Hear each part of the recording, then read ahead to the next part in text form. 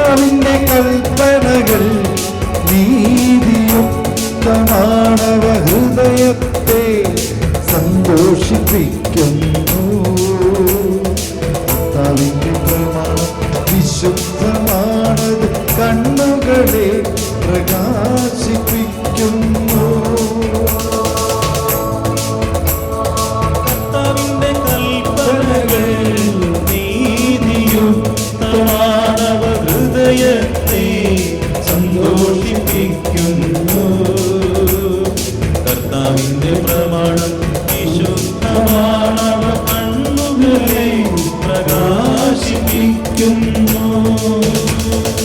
ആകാശം ദൈവത്തിന്റെ മഹത്വം പ്രഘോഷിക്കുന്നു. മാവിധാനമവിടുത്തെ കരവേലയെ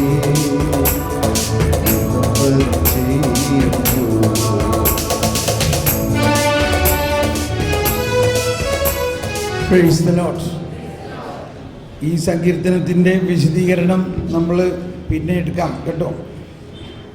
ഇപ്പോൾ നമ്മൾക്ക് വേറൊരു സ്റ്റൈലാണ് നമ്മളിപ്പോൾ ചിന്തിക്കുന്നത്. ഇന്ന് രാവിലെ മുതൽ നമ്മൾ കുറേ കാര്യങ്ങളെല്ലാം കേട്ടല്ലോ. കേട്ടിട്ട് എന്ത് മനസ്സിലായി? എന്തെങ്കിലും പുതിയ കാര്യങ്ങൾ പിടികിട്ടിയോ? മനസ്സിലായല്ലോ? കുറേ പുതിയ പുതിയ കാര്യങ്ങൾ മനസ്സിലായോ? എങ്കിൽ നിങ്ങളിപ്പോൾ ചെയ്യേണ്ടത് അത് നിങ്ങളുടെ അടുത്തിരിക്കുന്ന ആളുമായിട്ട് പങ്കുവയ്ക്കുക എന്നുള്ളതാണ്.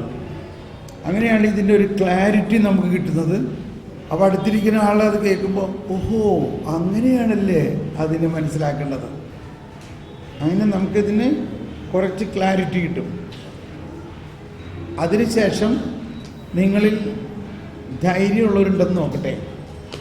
ഇപ്പോൾ കാണാം നിങ്ങളുടെ ധൈര്യവും കഴിവൊക്കെ എത്രത്തോളം ഉണ്ടെന്ന്. പരിശുദ്ധാത്മാവ് തരുന്ന പ്രചോദനവും നിങ്ങൾ മറ്റാളോട് പറഞ്ഞതും 2-3 പോയിൻ്റ്, മറ്റേയാൾ നിങ്ങളോട് പറഞ്ഞതും 2-3 പോയിൻ്റ്, അത് ഇവിടെ വന്ന് പുരമുകളിൽ പ്രഘോഷിക്കുക. അപ്പോഴാണ് എല്ലാവർക്കും ഓഹോ അങ്ങനെയാണല്ലേ. അതാണ് ഈ പഠന പദ്ധതിയുടെ ഒരു പ്രധാന കാര്യം. Okay, start. ആദ്യം അടുത്തിരിക്കുന്ന ആളോട് നിങ്ങൾക്ക് ഈ ക്ലാസ്സുകളിൽ കേട്ട ഏറ്റവും നിങ്ങളെ സ്പർശിച്ച 2-3 കാര്യങ്ങൾ അടുത്തിരിക്കുന്ന ആളോട് പങ്കുവയ്ക്കുക.